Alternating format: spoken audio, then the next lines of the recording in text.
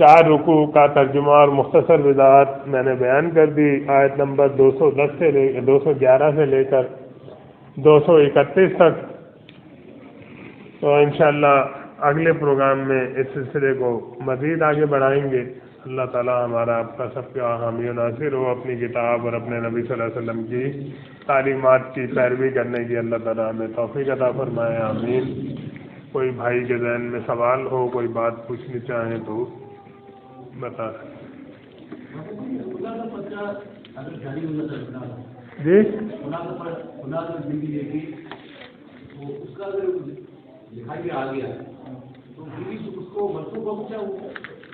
منسوخ ہو سکتا ہے؟ میں خلا تو اسی وقت ہوتی ہے جب شوہر ایک طلاق دیتا ہے۔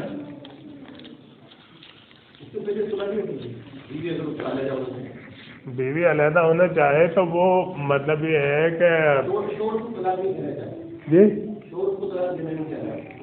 ٹھیک ہے، وہ نہیں ساتھ رہنا چاہ رہی نا، تو ایسی صورت میں وہ عدالت سے خلا کا مطالبہ کر سکتی ہے۔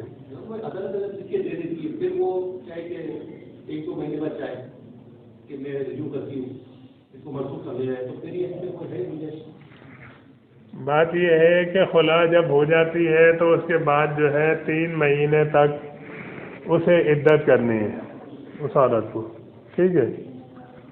تو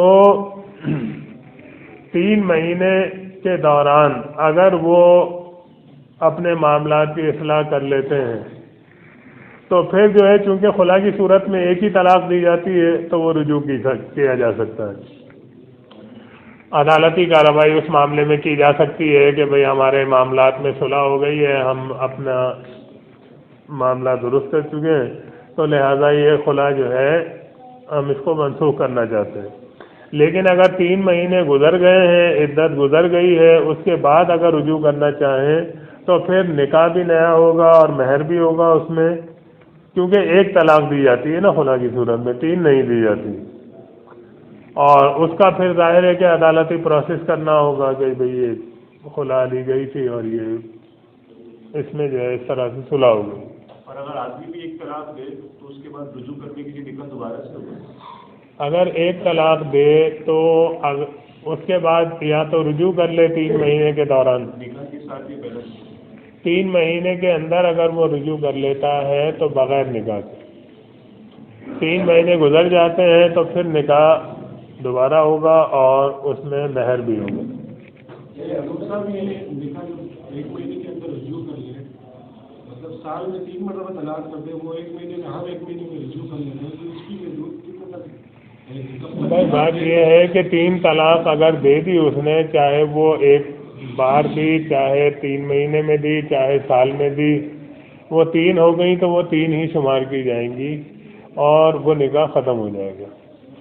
اور اگر ہر ایک طلاق میں رجوع کرتا رہے اور بعد میں پھر وہ طلاق 3 طلاق کے بعد تو رجوع کرنے کا اختیار نہیں ہے۔ اگر ایک ہی طلاق کے بعد دوبارہ رجوع کر لیں، پھر کچھ ٹائم بعد دوبارہ طلاق دیں، پھر رجوع کر لیں، پھر کچھ ٹائم بعد طلاق دیں، پھر رجوع کر لیں، نہیں 3 طلاق کے بعد تو رجوع کرنے کی کوئی گنجائش ہی نہیں ہے۔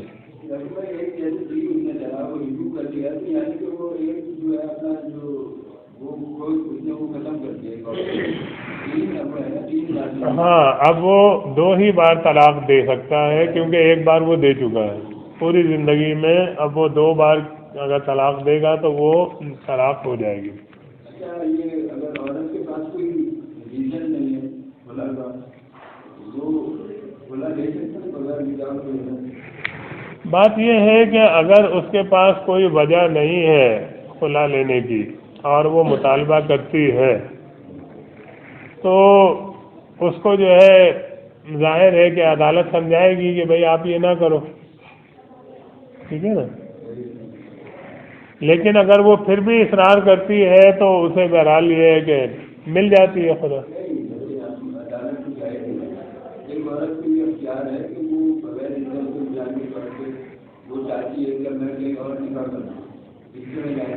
نہیں اس کا اختیار قطعاً نہیں ہے، اور اسلامی تعلیمات کے لحاظ سے یہ جو ہے نا بہت بڑا گناہ ہے، اور اس میں بہت بڑا جرم ہے مطلب عورت کا اگر وہ بلا وجہ کے طلاق مانگتی ہے۔ حدیث میں ہے نبی صلی اللہ علیہ وسلم نے فرمایا کہ اگر کوئی عورت بغیر وجہ کے طلاق مانگتی ہے تو اللہ کی اس کے اوپر لعنت ہوتی ہے۔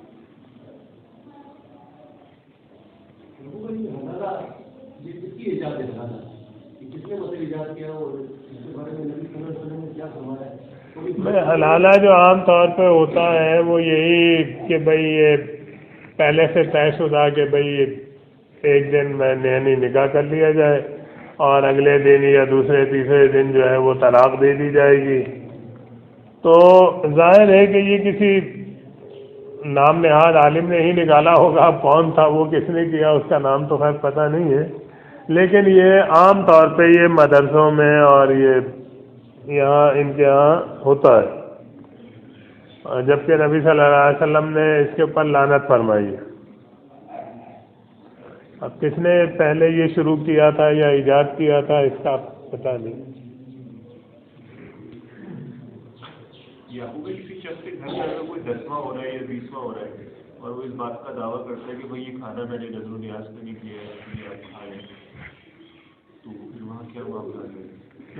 میری بات یہ ہے کہ اس کے گھر پہ 10واں یا 20واں یا 40واں یا برسی ہے جو کچھ بھی ہو رہا ہے تو اس گھر میں آپ نہیں کھا سکتے، کیونکہ جو ہے وہ کھانا وہ حرام ہے، بدعت ہے، ہندوانہ رسم ہے، آپ اسے جو ہے وہ نہیں کھا سکتے۔ وہ چاہے کہے کہ یہ نظر و نیاز کا نہیں کیا، اس کے اوپر فاتحہ نہیں دی گئی ہے، اس کے اوپر کچھ پڑھا نہیں گیا ہے، لیکن جو ہے وہ مشرکانہ چیز تو ہو رہی ہے نا، جس کا اسلام میں کوئی جواز نہیں ہے۔ اللہ تعالیٰ نے سورہ مائدہ میں یہ بتایا کہ وہ جانور جو کہ آستانوں پر ذبح کیا جائے وہ بھی حرام ہے، یعنی غیر اللہ کی نظر و نیاز کو تو اللہ تعالیٰ نے حرام قرار دیا، لیکن کوئی جانور ذبح کرتا ہے چاہے وہ کہے کہ جی یہ غیر اللہ کی نظر و نیاز کا نہیں ہے، یہ اللہ کے نام کا ہے، بسم اللہ اللہ اکبر کہہ کر ہی ذبح کرے، لیکن وہ کسی ایسی جگہ ذبح کرتا ہے جہاں مشرک لوگ یہ اپنا نظر و نیاز وغیرہ کرتے ہیں، کسی آستانے پر کسی جگہ پر، تو اللہ تعالیٰ نے اس کو بھی حرام قرار دے دیا۔ یعقوب بھائی جب میت میں کھانا کھا سکتے ہیں، جب میت ہو جاتی ہے تو اس ٹائم کھانا کھلاتے ہیں؟ نہیں، کھانا نہیں کھانا چاہیے آپ کو، اگر گئے ہیں گھر آ کے کھانا کھانا۔ نہیں، جیسے رشتے داروں میں بات ہو گئی، اب وہ کھانا لے کر ان کے ساتھ بیٹھ کے ان کو بھی کھلایا، خود بھی کھا لیا۔ وہ تو یہ ہے کہ جو گھر والے ہیں وہ غم میں ہیں، پریشانی میں ہیں، ان کے ساتھ بیٹھ کے کھا لینا، ان کو کھلانا، وہ ایک الگ بات ہے۔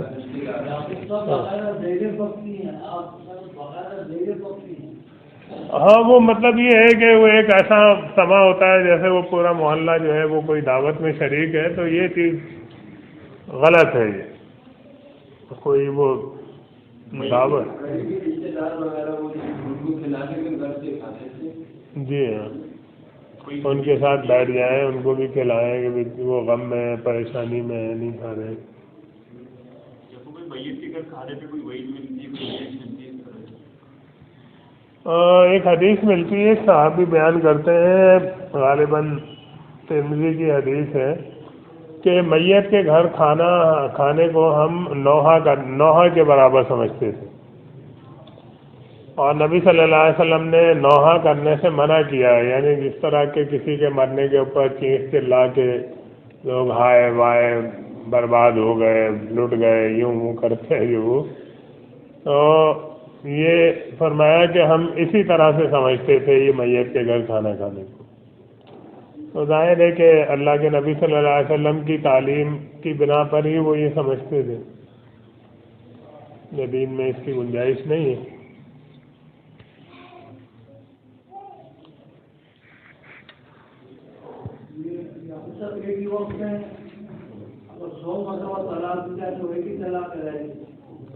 نہیں، 3 طلاق کہلائے گی، اور باقی جو ہے وہ اس کا بھی کوئی نہ کوئی وبال ہوگا، کیونکہ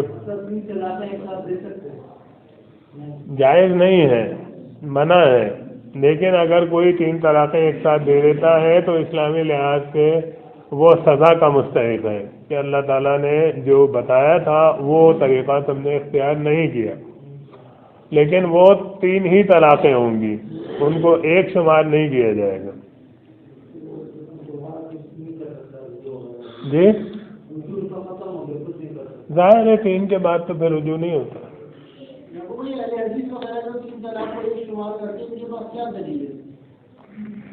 ان کے پاس کوئی دلیل نہیں ہے. ایک وہ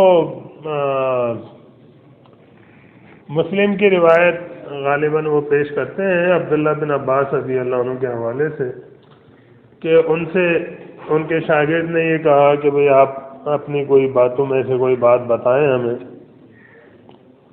انہوں نے یہ کہا کہ نبی صلی اللہ علیہ وسلم کے دور میں، ابو بکر رضی اللہ عنہ کے دور میں اور عمر رضی اللہ عنہ کی خلافت کے ابتدائی 2 سالوں میں ایک مجلس کی 3 طلاقیں ایک شمار کی جاتی تھی. تو یہ مسلم میں ہے اور ابو داؤد میں اس کی مزید وضاحت ہے کہ یہ اس کے لیے تھا کہ جس عورت کو اس کے شوہر نے ہاتھ لگائے بغیر طلاق دے دی، اس کے لیے تھا. باقی یہ ہے کہ موطا امام مالک میں یہ روایت آتی ہے کہ عبداللہ بن عباس رضی اللہ عنہ سے کسی نے آگے پوچھا کہ بھئی ایک آدمی نے اپنی بیوی کو 100 طلاقیں دے دی، اب کیا ہوگا؟ تو انہوں نے کہا کہ بھئی 3 سے وہ علیحدہ ہو گئی اور باقی جو 97 دی ہیں اس نے، تو اس کا بھی اللہ کی طرف سے کوئی نہ کوئی اس کے اوپر وبال ہوگا. تو یہ ان کا اپنا فتویٰ جو ہے وہ یہ موجود ہے عبداللہ بن عباس رضی اللہ عنہ کا. جی غصے میں دے گا، غصے میں بھی ہو جائے گی. ظاہر ہے ایسے غصے میں ہی ہوتا ہے. جی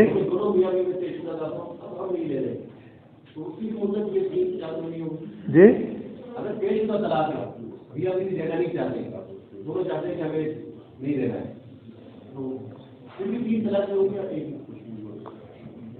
تین ہی ہوں گی.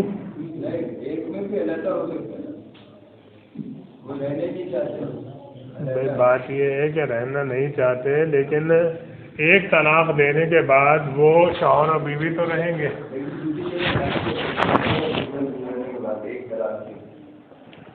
تو اس کے بعد 3 مہینے گزر جائیں.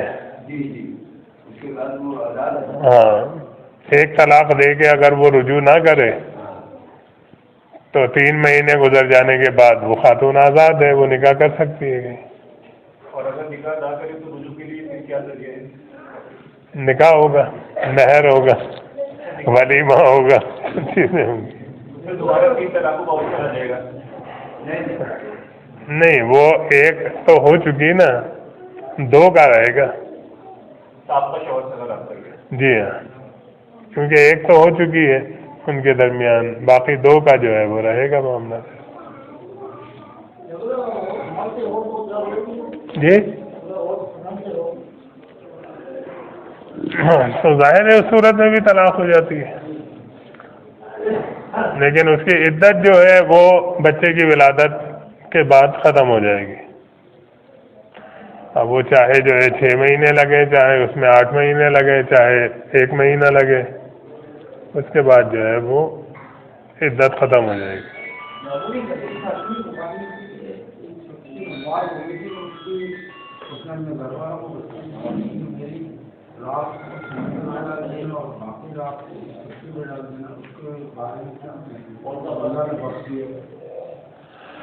ہاں، ایک حدیث آتی ہے صحیح بخاری میں کہ ایک شخص تھا، وہ بہت اللہ سے ڈرتا تھا، اور اس نے یہ سوچا، غالباً اس نے کافی زندگی اللہ کی نافرمانی میں گزاری ہوگی، تو اس کو یہ ڈر تھا کہ اللہ تعالیٰ جو ہے مجھے عذاب دے گا سخت.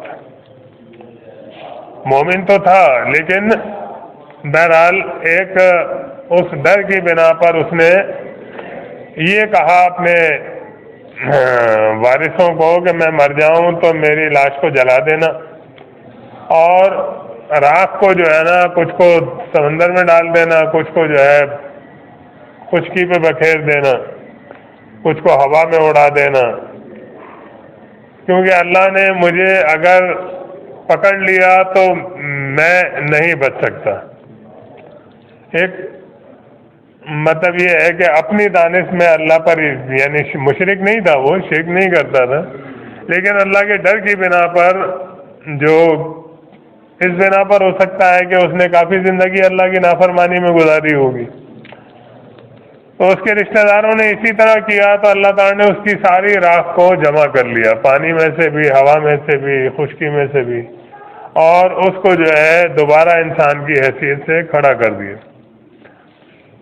تو اللہ نے اس سے پوچھا کہ تو نے یہ کیوں کیا؟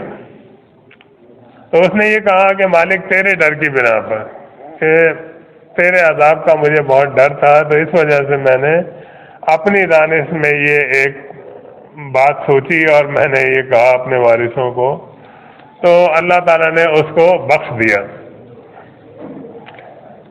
اس بنا پہ کہ وہ مشرک نہیں تھا، نادان تھا، ہم یہی کہہ سکتے ہیں نادان تھا کہ بھئی میں یہ کروں گا تو بھی اللہ کی پکڑ سے تو نہیں بچ سکتا، نادانی والی بات ہی ہے نا۔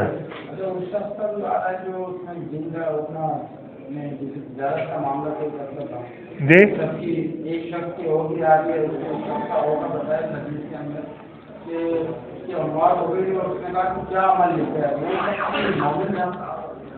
ظاہر ہے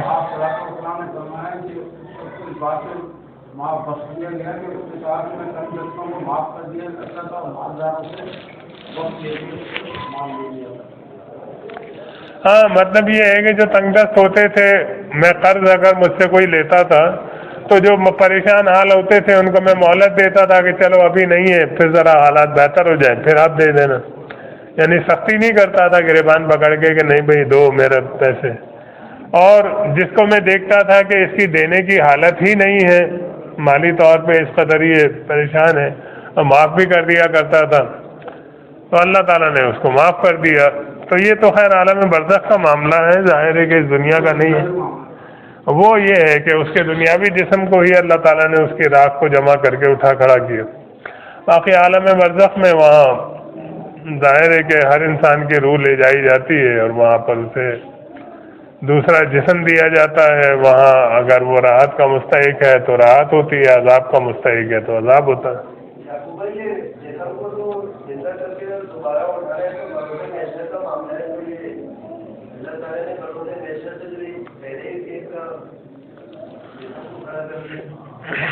بات یہ ہے کہ اللہ تعالیٰ کا قاعدہ قانون تو یہی ہے کہ زندگی کے بعد قیامت کے دن اللہ تعالیٰ دوبارہ اٹھائے گا، لیکن اللہ تعالیٰ کی قدرت سے کچھ بھی ہو سکتا ہے۔ اللہ تعالیٰ اپنے قانون کا پابند نہیں ہے کہ وہ خود بھی اس کے خلاف نہیں کر سکتا۔ اللہ تعالیٰ اپنی قدرت کا اظہار کسی بھی طرح کر سکتا ہے۔ اب جیسے مطلب یہ ہے کہ عیسیٰ علیہ السلام کو اللہ نے معجزہ دیا تھا کہ وہ مردوں کو زندہ کر دیا کرتے تھے، تو اللہ کا قانون تو یہی ہے کہ بھئی مردے قیامت کے دن زندہ ہوں گے، لیکن بطور معجزہ وہ زندہ ہوتے تھے، اور معجزہ جو ہوتا ہے وہ اللہ کی قدرت ہوتی ہے، جو کہ نبی کے اختیار میں نہیں ہوتا ہے، اللہ کا فعل ہوتا ہے جو نبی کے ہاتھ پہ ظاہر ہوتا ہے۔ تو اسی طرح سے اور بھی بعض واقعات ہیں قرآن میں کہ ابراہیم علیہ السلام نے یہ کہا کہ اللہ تعالیٰ تو مجھے دکھا تو کیسے مردوں کو زندہ کرے گا، تو اللہ نے فرمایا کہ 4 پرندے لو، ان کو کاٹو، ان کے ٹکڑے ٹکڑے کر کے مختلف پہاڑوں پہ رکھ دو، ان کو آواز دو، وہ تمہارے پاس دوڑتے ہوئے آ جائیں گے۔ تو یہ بھی اللہ تعالیٰ کی قدرت ہے، عام قاعدہ تو نہیں ہے۔ جو سورہ بقرہ میں ذکر ہے ایک شخص کا کہ وہ ایک بستی کے پاس سے گزرا جو کہ اللہ کے عذاب کا شکار ہو کر برباد ہو گئی تھی، اور بستی کی بہت مطلب ایسی حالت تھی کہ بالکل ویرانی کھنڈر۔ تو اس شخص نے تعجب کیا کہ اللہ تعالیٰ اس بستی کو دوبارہ کیسے اٹھا کھڑا کرے گا، تو اللہ تعالیٰ نے فرمایا کہ فَأَمَاتَهُ اللَّهُ مِائَةَ عَامٍ ثُمَّ بَعَثَهُ، اسے 100 سال تک اللہ نے مردہ رکھا، اس کو موت دے دی، 100 سال تک مردہ رکھ کے پھر دوبارہ زندہ کیا، اور پھر یہ پوچھا کہ تم کتنا عرصہ حالت موت میں رہے، تو اس شخص نے کہا کہ 1 دن، اس سے بھی کچھ کم۔ تو اللہ تعالیٰ نے بتایا کہ نہیں، بلکہ تم 100 سال تک مردہ رہے، اور دیکھو کہ تمہارا یہ جو کھانا ہے جو تم ساتھ لے کر جا رہے تھے سفر میں، یہ جو ہے تازہ ہے، 100 سال تک اس کو کچھ بھی نہیں ہوا. اور گدھا جو ہے جس کے اوپر تم سفر کر رہے تھے وہ بالکل ہڈیاں اس کی پڑی ہوئی ہیں, کچھ بھی نہیں بچا. اور تم دیکھو کہ ہم ہڈیوں کو کس طرح سے گوشت چڑھا کر تمہارے سامنے اسی گدھے کو دوبارہ زندہ کر دیتے ہیں. اور اس نے یہ سب کچھ دیکھا تو وہ پکار اٹھا کہ میں جان گیا کہ اللہ تعالیٰ ہر چیز پر قادر ہے. تو یہ بھی اللہ تعالیٰ کی قدرت ہے, یہ کوئی عام معمول تو نہیں ہے. اب وہ گدھا جو ہے وہ گل سڑ کے اس کی ہڈیاں جو ہے وہ پڑی ہوئی تھیں, اللہ تعالیٰ نے انہی کو دوبارہ جو ہے وہ گوشت ووشت چڑھا کے کھال چڑھا کے پھر وہی بنا دیے. اور کھانا جو ہے وہ 100 سال سے پڑا ہوا تھا, وہ تازہ تھا, اس میں کوئی خرابی پیدا نہیں ہوئی تھی. ہمارے ہاں تو 1 دن رکھیں 2 دن رکھیں زیادہ سے زیادہ وہ باسی ہو جاتا ہے. تو اللہ تعالیٰ کی قدرت جو ہے وہ اس کے اوپر ہم مطلب یہ ہے کہ کوئی اعتراض نہیں کر سکتے. جو قانون ہے اس کا, جو اس نے بتایا کہ یہ اس طرح ہوگا, وہ ہم نے جو ہے نا ہر معاملے میں ماننا ہے, سوائے اس کے کہ جس میں اللہ تعالیٰ کی طرف سے بتا دیا جائے کہ اس میں اللہ تعالیٰ کی یہ قدرت ظاہر ہوئی ہے تو ہمیں پھر اس کو ماننا ہے کہ بھئی یہ معاملہ اس طرح سے ہے. جو اللہ نے قانون بنایا اس میں مخلوق کو اس کے پابند ہے, لیکن اللہ جو اپنی قدرت سے پابند نہیں ہے. ہاں, اللہ تعالیٰ تو اپنے قانون کا پابند نہیں ہے کہ وہ بھی مجبور ہے کہ اس کے خلاف نہیں کر سکتا. تو اللہ تعالیٰ تو مجبور نہیں ہے, ہم آپ مجبور ہیں.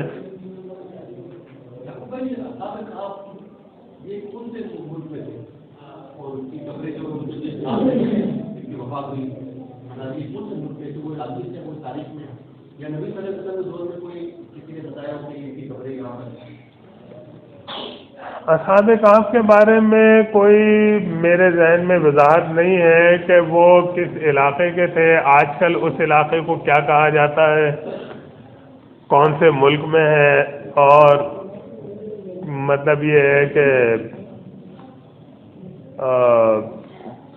اس کی کوئی وضاحت نہ نبی صلی اللہ علیہ وسلم کے دور میں ملتی ہے.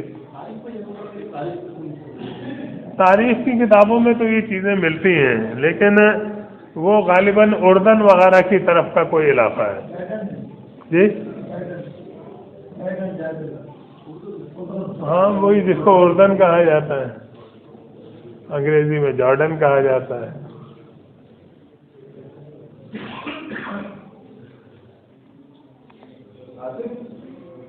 اب یہ میرا خیال مغرب کا وقت ہو گیا ہے, تاکہ صلاۃ کی تیاری کریں. اقول قولی استغفر اللہ علی ولکم ولسائر المؤمنین.